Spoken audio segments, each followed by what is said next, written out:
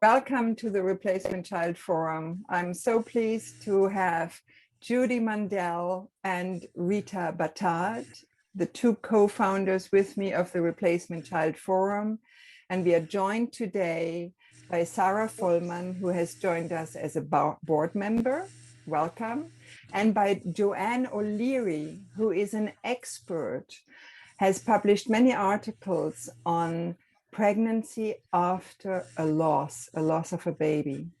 So welcome, all of you. It's wonderful to meet in this extended group of knowledgeable women experts on the subject. And we thought of coming together after the wonderful interview by Zen Shams for Millennial Moms, and to discuss how we can help prevent that a child becomes a replacing or a replacement child if a child has been lost. Right. And therefore, I think it's just, we have an open discussion what we think parents could know, should know about a loss and then parenting a new child or a surviving child. What can be done? What do you think we should look out for so that a replacement child is prevented, if you wish, and the new child is seen as a true individual? Well, I guess I can start by just commenting on the radio show, which I really appreciated so much. I thought the three of you did a wonderful job, and I was so happy to hear it. Happy, because I think really for me, the first, it's very obvious, but so important. The first step is really just making people have a radio show like that, which is reaching a bunch of people who maybe have never heard of this term before or heard of this situation before. And the way that all three of you, really, openly kind of shared a little bit about your own backgrounds and your stories to really kind of explain and give it that kind of frame for people, I think it's going to make it really meaningful for everyone who heard that and kind of just open their eyes and change their perspective a little bit about that situation and be aware. Well, thank you. Thank you for that. We all have different stories, which I think is interesting too, to come to this from different angles. Maybe, I guess we want to get to what we really think are the things that new parents should look at, should think about when they're having a subsequent child, when they've lost one. I don't know, Joanne, can you speak to that a little bit just to get us rolling? Sure. I've been doing pregnancy after loss groups for over 30 years, probably 32, 33, weekly. And that was my research too, interviewing the parents during their pregnancy, both the men and the women, and now interviewing them, the adult children, which is how I connected with Sarah. And one of the big things that we always do in our group is help them understand that their unborn child in the next pregnancy experiences grief. And we know that from the research now on stress during pregnancy, and also that fetal cells of our children remain in our bodies for many, many years after even a baby that died in the first trimester, so that they still are the deceased baby as they welcome to embrace this new unborn child. So in our intervention, we are always talking about what the unborn baby that they're carrying now is doing developmentally, and reminding them what the other child, if it's a pregnancy loss, we're doing, so that they know they can be parents to both babies without having the subsequent child be a replacement. It's really hard work, but it works. That's so fascinating. I think I've read that before, but having you talk about it more, about the cells of, any child that you've given birth to still being with you, that is Yeah, such that's a really, profound thing to think about. Mhm. and that's something we should bring up. I mean, I think that's something that's very important to make people aware of. I agree. Especially, rainbow babies are a new term that's kind of getting to be more common.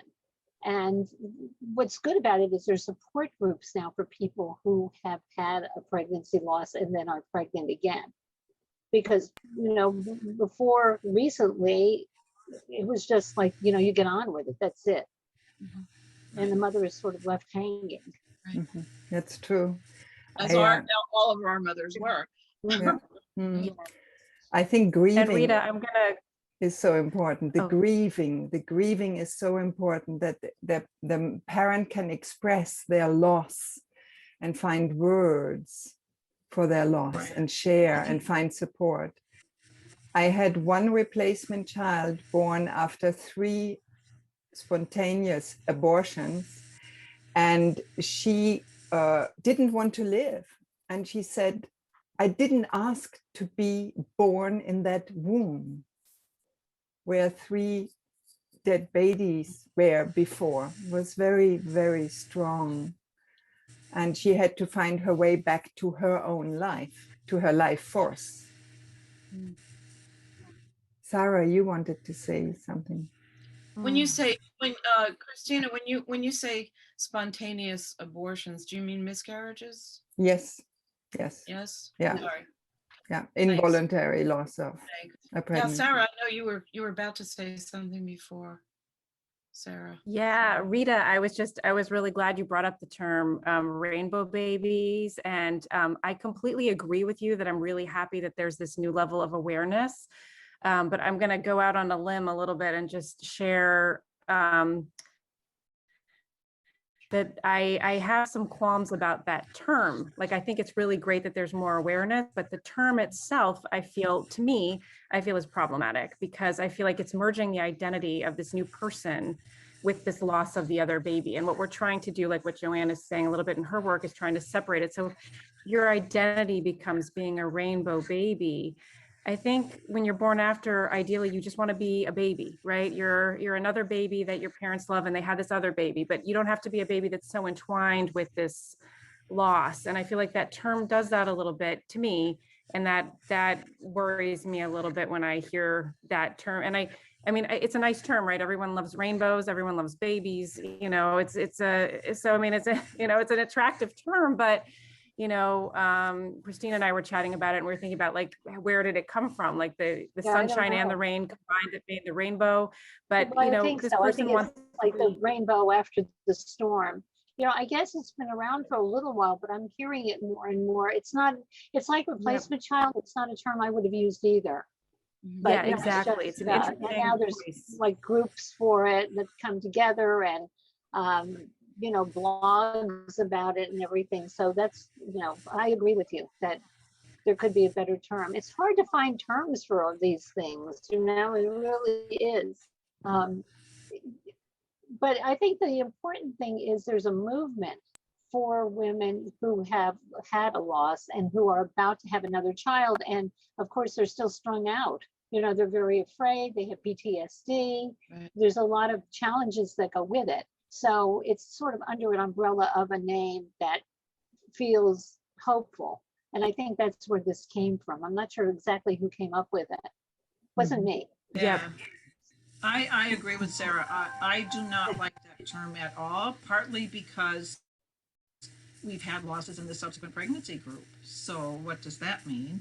And unfortunately, now they're called rainbow clinics, which are popping up in the UK, which is great that there's special clinics for these families. But I don't know, like in Manchester, who's a OB that runs it, said he didn't really like that term either, but he said it's there and now it's just blossomed. It's there, like replacement child was there. So, basically, Right. when these people give birth, they're either having a replacement child or a rainbow baby. There's like nothing in between. So, maybe that's what we need to do. All of us get together and come up with a name. And that makes me think of something. It seems to me as if in the replacement child condition or syndrome, there is something that always comes together, you know, the loss and the new child, the rain and the sunshine, the separation and the gluing together, the overprotection, right? There is the fear of the mother to lose the baby and the overprotection and the eventual potential loss again. There's something in this condition where things come together that don't belong together and that call for a separation. And I think, Joanne, you said for a differentiation in some of what you've written. It's a differentiation that is needed. But if we want to be practical, what do you say in your groups, Joanne, to mothers and fathers, right? What do you say to parents who have lost a child? What's the first practical thing to do or to look out for? Yeah, that's interesting That's a good because question. at the end of every group that I do, I say goodnight to the unborn babies. Even babies, even if the mom's only 3 weeks pregnant or 1 week pregnant, because I remind them, I know this is hard. I know you can think you're pregnant, but not necessarily that there's a baby growing inside, but the babies are already here and they're part of the group and they're hearing the stories. So at first it's really hard for parents. But once they get used to it, they look forward to every night hearing something about their unborn baby. So it's always going back to this is a new baby, a new pregnancy, and you can still love your other baby too. A sibling. We talk a lot about this is a sibling, not a replacement baby. What about after the baby is there Yeah, with them? then we have a parenting after loss group because of course they're more protective, so they help each other figure out, you know, how to not be so protective. The one mom that one talking about said, I look at other parents who have not had a loss and how they're in and try and model after that. Because it is hard because you do want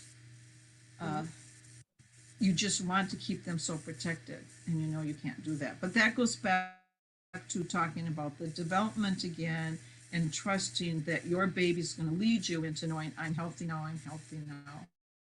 Sometimes I even tell parents it's okay to tell this little newborn 3-month-old baby, you're here now, you're safe, you don't have to worry about taking care of me. Because as Sarah would say, a lot of the adults we've interviewed feel like they have to take care of their mother because they remember in utero how anxious they were. And we're like, no, it's not your job to take care of, it's not your baby's job to. Right, and I remember that Christina, Judy, and I all of us had 2 kids, and all of us said we were overprotective of our kids. That's I true. only have one. Oh, that's right. That's right. I keep thinking you have 2 because you have grandchildren already. I know. So I know, blended family, you know, blended family. Right. but you have a cat, that counts for something. It's true. I think what I you're have saying- a question too, about when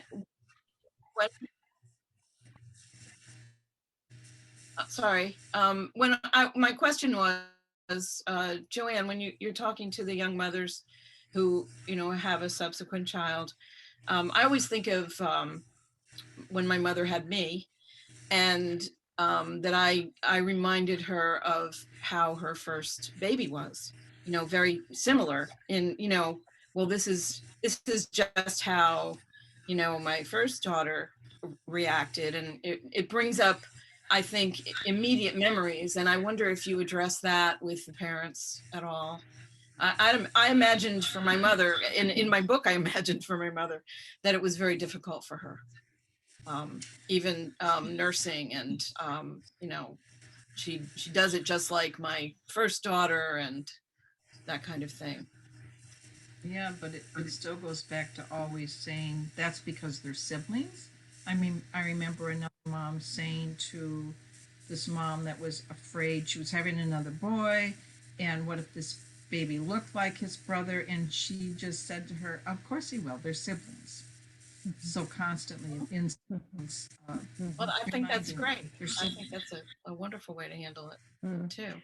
What I heard you say is welcome the new child, even as a fetus, welcome it into the world when it's born, because it is often the issue is that the replacement child is not seen, is not loved, is not welcomed.